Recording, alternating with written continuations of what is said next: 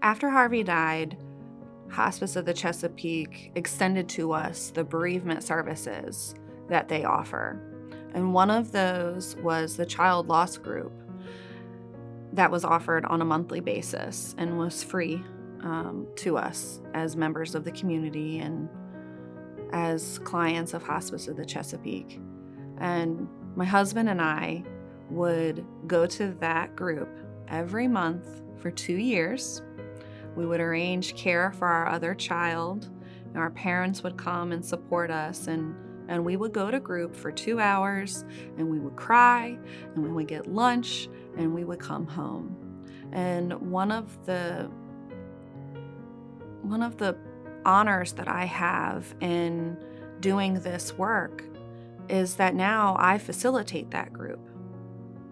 And when I am there with the other parents, I can't help but tell them the reason that I do this is because I want to provide for you what other parents provided for me when I was fresh in my grief.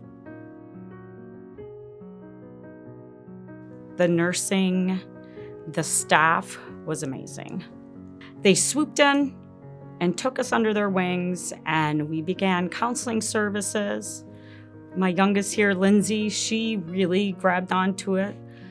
The other two struggled a little bit more with it, but myself and Lindsay both went through. They also offered, the camp, and Lindsay attended the camp.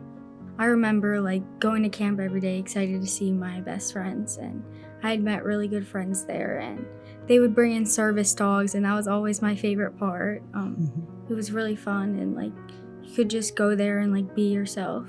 I really do believe that Hospice of the Chesapeake really set us up on the right path to healing and figuring out this grief, because providing that free counseling and being there for us, allowed us to take this next steps and finding additional care and support. I think hospice is absolutely changing generations, because I think in the past, it's like the old school mentality, either suck it up or, hey, that happened in the past, you have to move on. This is more, hey, life is going to move on, and there's ways that you can take that grief with you, and there's ways that are going to be more productive in your life, and there's ways that are going to be more destructive.